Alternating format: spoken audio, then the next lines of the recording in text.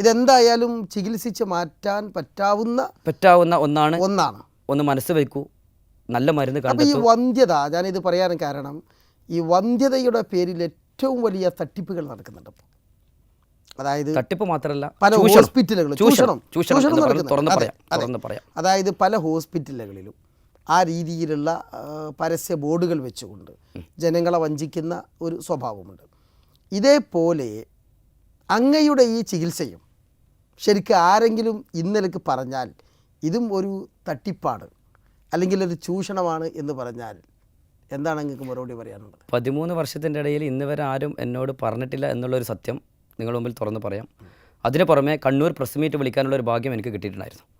ഇന്ന് കേരളത്തിൽ ഞാൻ എൻ്റെ ചെറുപ്രായത്തിൽ തന്നെ ഈ ഒരു വിഷയത്തെക്കുറിച്ചിട്ട് അമേരിക്കയിൽ നടക്കുന്ന പുതിയൊരു ബാങ്കിങ് സിസ്റ്റം, സ്പാം എഗ്സ് ബാങ്കിങ്ങിൻ്റെ സിസ്റ്റത്തെക്കുറിച്ച് അന്ന് പത്രവായന, ഞങ്ങൾ പഠിക്കുന്ന ഹോസ്റ്റലിൽ പത്രവായന നടത്തിയപ്പോൾ അന്ന് ഞങ്ങൾ നെട്ടിത്തെരിച്ചിട്ടുണ്ട്. ഇന്ന് നെട്ടുന്നില്ല, പേടിയില്ല, ഭയപ്പെടുന്നില്ല. കാരണം നമ്മുടെ കേരളത്തിൽ എൻ്റെ ജില്ലയിൽ ഈ സംഭവം നടന്നുകൊണ്ടിരിക്കുകയാണ്. ഇത് ഒരുപാട് പ്രാവശ്യം അറിയുകയും ഇതിനെതിരെ പത്രസമ്മേളനം 2005, 2006 ഞാൻ പത്രസമ്മേളനം വിളിച്ചിട്ടുണ്ടായിരുന്നു. കണ്ണൂർ പ്രസ് മീറ്റിൽ അന്ന് ഏകദേശം എല്ലാ പത്രങ്ങളും മീഡിയകളും എന്നെ കവർ ചെയ്തിട്ടുണ്ടെന്നാണ് ഞാൻ വിശ്വസിക്കുന്നത്. ഏത് വിഷയത്തിൽ? വന്ധ്യതയുടെ തട്ടിപ്പും ചൂഷണം. അന്ന് ആ സംഭവം മുന്നിൽ കൊണ്ടുവന്നത് ചിലപ്പോൾ നിങ്ങൾ ശ്രദ്ധയിൽപ്പെട്ടിട്ടുണ്ടാവാം എന്ന് ഞാൻ വിചാരിക്കുന്നു. അനിത ജയദേവൻ എന്ന് പറയുന്ന പാലക്കാട് ജില്ലയിലെ തൃത്താല സ്വദേശിനി, ആ സ്ത്രീയുടെ ഒരു വിഷയത്തിൽ ഈ രീതിയിൽ ഒരു തട്ടിപ്പ് നടന്നിട്ടുണ്ട്.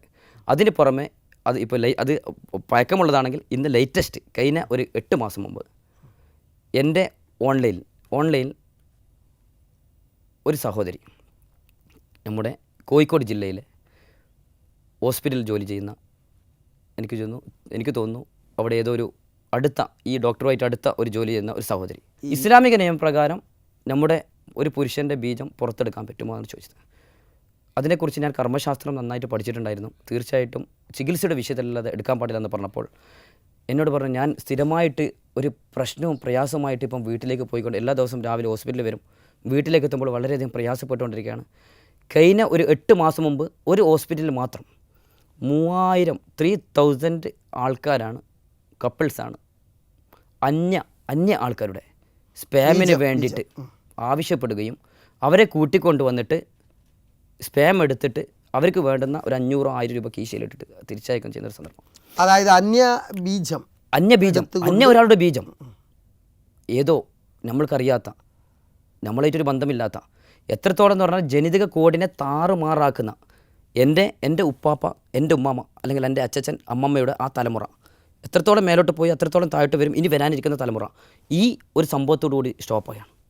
ഏതോ കുടുംബത്തിലുള്ള ഏതോ ഒരു സ്വഭാവം നമ്മുടെ വീട്ടിലേക്ക് കയറി വരികയാണ്. അവിടെ സംഭവിക്കാൻ പോകുന്നത് ചിലപ്പം അക്രമമാവാം. അപ്പോൾ ശരിക്കും അങ്ങ് പറയുന്നത് ഇതിൻ്റെ പേരിൽ വളരെ ചൂഷണം നടന്നു. പക്ഷേ അങ്ങയുടെ ഈ ചികിത്സാ രീതി എന്ന് പറയുന്നത് ഒരു ചൂഷണവുമില്ലാതെ തികച്ചും സത്യസന്ധമായ പച്ചമരുന്നിനെ. പക്ഷേ അവിടെ ഒരു ചോദ്യം മറ്റൊന്ന്, അങ്ങേക്ക് ഗവൺമെൻറ് ഭാഗത്ത് നിന്ന് ഇതിന് വല്ല സർട്ടിഫിക്കറ്റും കിട്ടിയിട്ടുണ്ടോ? കേരള ആയുർവേദ വൈദ്യ ഫെഡറേഷനിൽ കണ്ണൂർ ജില്ലയിൽ അങ്ങ് ഇറക്കിക്കൊണ്ടിരിക്കുന്ന ഈ പ്രോഡക്റ്റ് ഉണ്ടല്ലോ, അൻഫാൽ ഹെർബൽ എന്നാണ്. ഈ അൻഫാൽ ഹെർബൽ എന്ന് പറയുന്ന ഈ മരുന്ന് കൊണ്ട് വന്ധ്യത പൂർണ്ണമായിട്ടും ഇല്ലാതെയാക്കാൻ കഴിയും ദൈവാനുഗ്രഹമുണ്ടെങ്കിൽ എന്നാണ് അങ്ങ് പറയുന്നത്. തീർച്ചയായിട്ടും അൻഫാൽ ഹെർബൽ എന്ന് ഞങ്ങൾ രജിസ്റ്റർ ചെയ്ത് കഴിഞ്ഞു. അല്ലെങ്കിൽ ഗവൺമെൻറ് ഭാഗത്ത് നിന്ന് അങ്ങേക്ക് അംഗീകാരം കിട്ടിയിട്ടുണ്ടോ ഈ സാധനം ഇറക്കാനും ഇത് ഉപയോഗിക്കാനും? ഇതിനെ പറഞ്ഞല്ലോ, പ്രകൃതിയും പച്ചമരുന്നായതുകൊണ്ട് കേരള ആയുർവേദ വൈദ്യ ഫെഡറേഷൻ അംഗത്വമുള്ളത് കൊണ്ടും എനിക്ക് ആ ചികിത്സ ഏറ്റവും വലിയൊരു അംഗീകാരമായിട്ടാണ് ഞാൻ കരുതുന്നത്. ഏതായാലും ഗവൺമെൻറ് ഭാഗത്തുനിന്നുള്ള പെർമിഷൻ ഉണ്ട്. മരുന്ന് പ്രകൃതി മരുന്നാണ്, 100% പ്രകൃതിയാണ്. അപ്പോൾ ഇതുകൊണ്ട് എന്തായാലും ഈ കഴിക്കുന്ന ആളുകൾക്കൊക്കെ ഫലവും കിട്ടുന്നുണ്ട്. പിന്നെ അങ്ങ് ഈ പ്രൊഡക്റ്റ് എത്തിച്ചു കൊടുക്കുന്നത് എങ്ങനെയാണ്? അപ്പോൾ കുവൈത്തിലാണ് ഈ ചികിത്സ നടത്തുന്നത്. ഈ കുവൈത്തിൽ ഉള്ള അങ്ങേക്ക് ഈ സാധനം എങ്ങനെയാണ് ഈ പ്രോഡക്റ്റ്, ഈ മരുന്ന് ശരിക്കും കേരളത്തിലെ ഒരാൾക്ക് എത്തിച്ചു കൊടുക്കാൻ കഴിയുന്നത്? ഇന്ന് എല്ലാ മേഖലയും വളർന്നു കഴിഞ്ഞു. അതുപോലെ തന്നെ പാർസൽ സൗകര്യങ്ങളും ഓൺലൈൻ സൗകര്യം ഉള്ളതുകൊണ്ട് ഓൺലൈനിൽ കൂടി ആൾക്കാർ സഹോദരന്മാർ ബന്ധപ്പെടുന്നുണ്ട്. അമേരിക്കയിൽ വരെ ഞങ്ങളെ മരുന്ന് എത്തിക്കഴിഞ്ഞു, അവിടെയും കുട്ടി ജനിച്ചു എന്നുള്ള സന്തോഷ വാർത്ത ആദ്യം പറയട്ടെ. ഈജിപ്ത്, പാകിസ്ഥാൻ, ശ്രീലങ്ക, അപ്പം മലയാളികൾ മാത്രമല്ല അറബികൾ ഖത്തറിൽ നിന്നും സൗദിയിൽ നിന്നും അറബികൾ കുവൈറ്റിൽ വരുന്നു, എന്നെ കാണുന്നുണ്ട്. പല മലയാളികൾ തന്നെയാണ് അവർക്കും അഡ്രസ്സ് എത്തിച്ചു കൊടുത്തിരിക്കുന്നത്. അമേരിക്കയിൽ കുട്ടി ജനിച്ചെന്ന് പറഞ്ഞല്ലോ, അതൊരു മലയാളി ഫാമിലി തന്നെയാണ്, ഒരു ഡോക്ടർ കുടുംബത്തിലാണ് എന്ന് പറയുമ്പോൾ അതിൽ കൂടുതൽ സന്തോഷമാണ്. ഇന്ന് കാസർഗോഡ് എൻ്റെ മരുന്നിൽ കൂടി ഏറ്റവും കൂടുതൽ ലോങ് ടൈമിൽ കൂടി കുട്ടിയെ കിട്ടിയത് 20 വർഷത്തിന് ശേഷം, വിവാഹം കഴിഞ്ഞ് 20 കൊല്ലത്തിന് ശേഷം കാസർഗോഡ് ജില്ലയിലെ കാസർഗോഡ് തൃക്കരിപ്പൂർ എന്ന് പറയുന്ന സ്ഥലത്തെ ഒരേ വീട്ടിലുള്ള 2 ഡോക്ടർമാർ, ഉപ്പയും മകനും ഡോക്ടറാണ്. അവർ മുഖേനയാണ് അവരുടെ ഉമ്മാൻ്റെ അഞ്ചത്തിക്ക് ഒരു മരുന്ന് കൊടുക്കുന്നത്. ഇന്ന് 20 കൊല്ലത്തിന് ശേഷം അവർക്കും കുട്ടി ജനിച്ചു കഴിഞ്ഞു. എന്തുകൊണ്ട് നിങ്ങൾ ഈ കുവൈത്തിൽ മാത്രം ഇത് നിർത്താതെ കേരളത്തിൽ മറ്റു വ്യാപിപ്പിച്ചു? തീർച്ചയായിട്ടും ഇന്ന് കേരളത്തിലുള്ള ഒരുപാട് ഇപ്പം മലപ്പുറം ജില്ലയിലുള്ള 2 ഡോക്ടർമാർ, കോഴിക്കോട് ജില്ലയിലുള്ള 2 ഡോക്ടർമാർ ഇപ്പം എൻ്റെ അടുത്ത് വന്നു കഴിഞ്ഞു, മരുന്നിന് ആവശ്യപ്പെട്ട് കഴിഞ്ഞു. ഒരാൾ മലപ്പുറം, 2 പേരും മലപ്പുറത്തെ എല്ലാ സ്ഥലത്തും ഞങ്ങൾ ഈ സന്ദേശങ്ങൾ എത്തിക്കുകയും മരുന്ന് സ്വീകരിക്കാൻ തയ്യാറായിട്ടുണ്ട്. ഞാൻ നേരത്തെ പറഞ്ഞ ഇരട്ടക്കുട്ടികളുടെ അമ്മയായ 10 വർഷത്തിന് ശേഷം ഞങ്ങളുടെ മരുന്ന് കഴിച്ചിട്ട് കുട്ടി ജനിച്ച ജീമോൾ സാജൻ വർഗീസ്, അവരിപ്പോൾ ഞങ്ങളെ മരുന്ന് വാങ്ങിയിട്ട് അവർക്ക് പരിചയമുള്ളവർക്ക് എത്തിച്ചു കൊടുക്കുകയും. മലയാളിയാണോ? ഇരിങ്ങാലക്കുട കോപ്പറേറ്റീവ് ഹോസ്പിറ്റലാണ് അവർ വർക്ക് ചെയ്യുന്നത്. ഈ സ്ത്രീ ഇപ്പോൾ എൻ്റെ അടുത്ത് മരുന്ന് വാങ്ങിയിട്ട് 8 പേർക്ക് കൊടുത്തതിൽ 6 പേർക്ക് വിശേഷമായി അത് ഒരാളത് മിസ്സായിപ്പോയി, 5 പേർക്കും കുട്ടി ജനിച്ചു കഴിഞ്ഞു. പക്ഷെ ഞങ്ങൾ പറയാറുണ്ട്, ഒരു മരുന്ന് കഴിച്ചിട്ട് 3 മാസത്തിൽ നിങ്ങളെ മരുന്നിന് അപാര വിലയാണെന്നൊരു ഒരു ഉണ്ടല്ലോ, വലിയ വില നിങ്ങൾ നേരത്തെ പറഞ്ഞു. ചികിത്സ ഫീസ് വാങ്ങിക്കുകയാണ്, പക്ഷെ ആ ഫീസിന്റെ ഭാഗം കൂടി നിങ്ങൾ ഈ മരുന്നിന് വില കൂട്ടുകയാണ് ചെയ്തത്.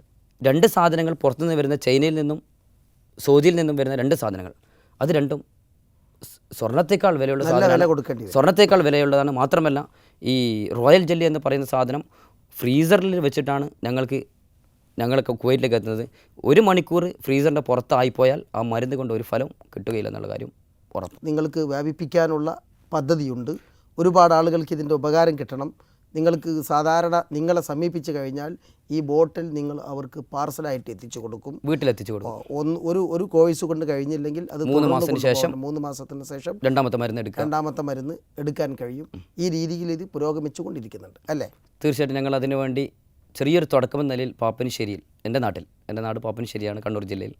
അവിടെ ചെറിയൊരു സ്ഥാപനം, വെലിങ്ങനല്ല, ചെറിയൊരു സ്ഥാപനം. പെട്ടെന്ന് ജനങ്ങൾക്ക് അവിടെ വന്ന് പാപ്പനശ്ശേരി വന്നിട്ട് വന്ധ്യത ചികിത്സൻ്റെ ആ മരുന്ന് എവിടെ കിട്ടാമെന്ന് ചോദിക്കുമ്പോൾ പാപ്പനശ്ശേരി ഹൈദർസ് പള്ളിൻ്റെ തൊട്ടടുത്ത്, പള്ളിക്ക് ടൗണിൽ തന്നെയുള്ള ഒരു കടയിൽ സംവിധാനം ചെയ്തു വെച്ചിരിക്കുന്നു.